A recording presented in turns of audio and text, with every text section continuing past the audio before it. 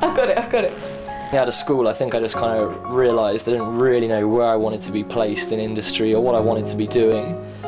So I could have gone straight into a degree, but I probably wouldn't have enjoyed it as much. I think I was kind of considering graphics at that stage, and doing the foundation degree allowed me to kind of see all these different areas. And I realised how excited I was by animation, how much I loved that. And that kind of then gave me the opportunity to try that and move into animation, which I now love. So I think it gives you that opportunity just to try a few more things out and place yourself better.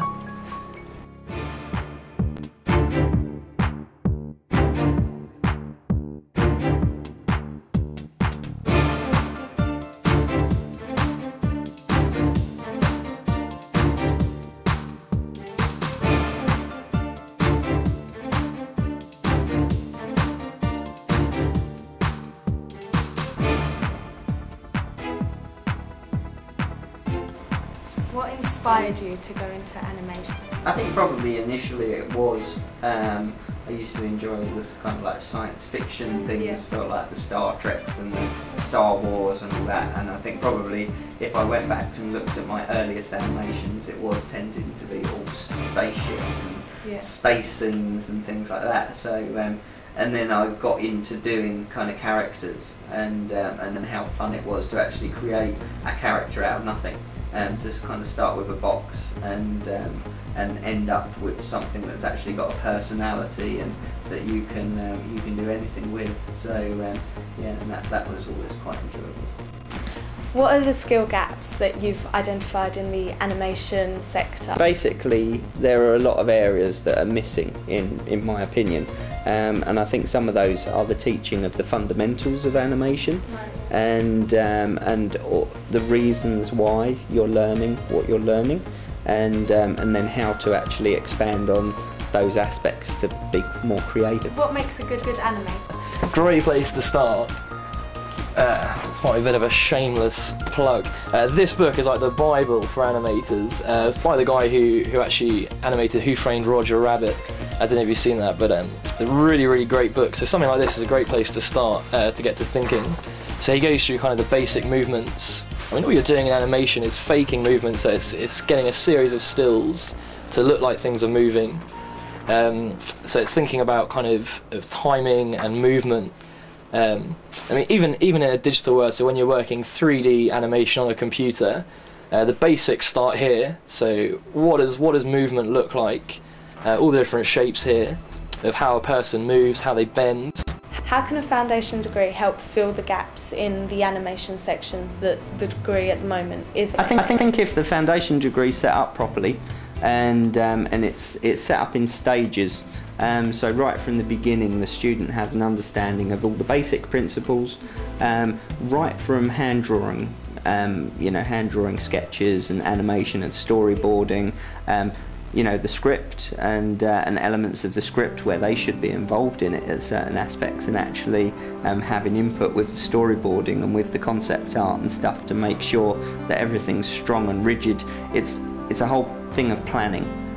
In this game, if you don't plan something out properly and you just begin modelling and animating, it's never going to work. You have to make sure the plan is right and it's all planned out well. So I think the foundation degree needs to make sure that the students have an understanding of all of the different areas to be able to then get to a stage where they then get the modelling understanding, they then get the animating understanding, the lighting, the rendering, the post-production, and right down to actually, okay, how does it actually get seen on the screen? Different codecs, different encoding that you would do.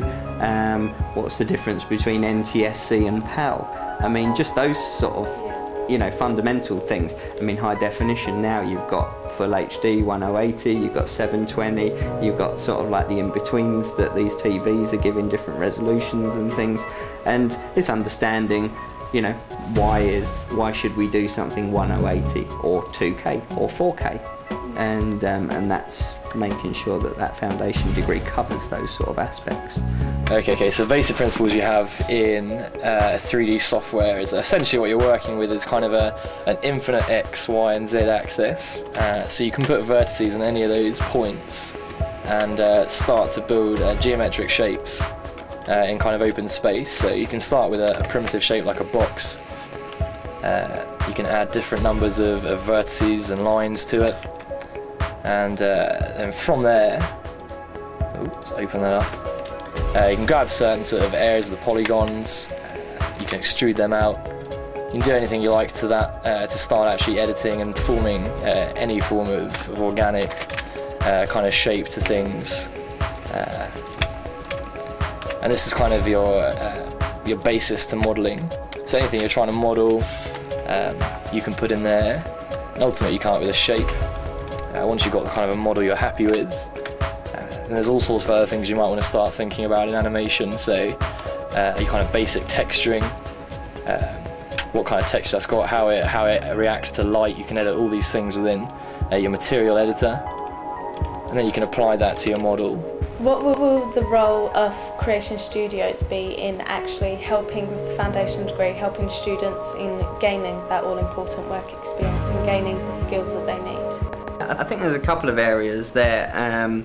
We've got quite experienced people on our staff and within our team that we would look to actually send out to the college to work with the lecturers and work with the students on a regular basis, and also have the students come in here. Obviously we've got this cinema set up where we can have kind of like 15 students at a time, and do a mixture of different things. That would be getting them used to a studio environment and an understanding of the real world, as it were, and sometimes the pressures and things that are related to the real world.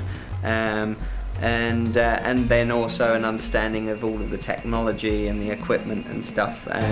Things like we've obviously got the in-house render farm and post-production suites and different things like that, on how we do different things and some of the techniques that we use in-house, as well as, you know, within the within the college or the university as well. So they can see a difference between kind of like within an educational environment and within the real life world. Do you deem artistic skills more important than computer skills? Would you prefer an animator to be able to work well with a computer, or to have the essential drawing skills in order to develop characters and actually produce? There's a choice really, because I think if they haven't got the experience and they've not at that point targeted particular area, then they either need to show a good all-round understanding from a generalist point of view, but with a look to be going towards a particular area, or there's the other side, which is they've already decided that they're going to focus on character animation, they're already going to focus on lighting or post-production, and therefore what they're showing is the best elements of that particular area they're going to focus on.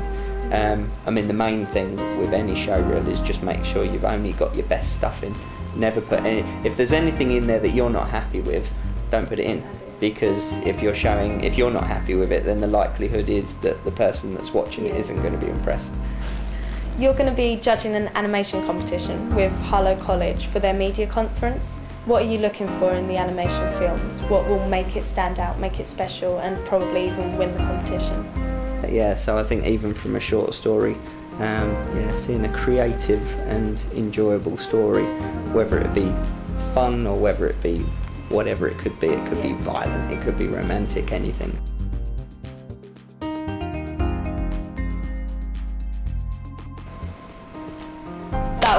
That was my best one.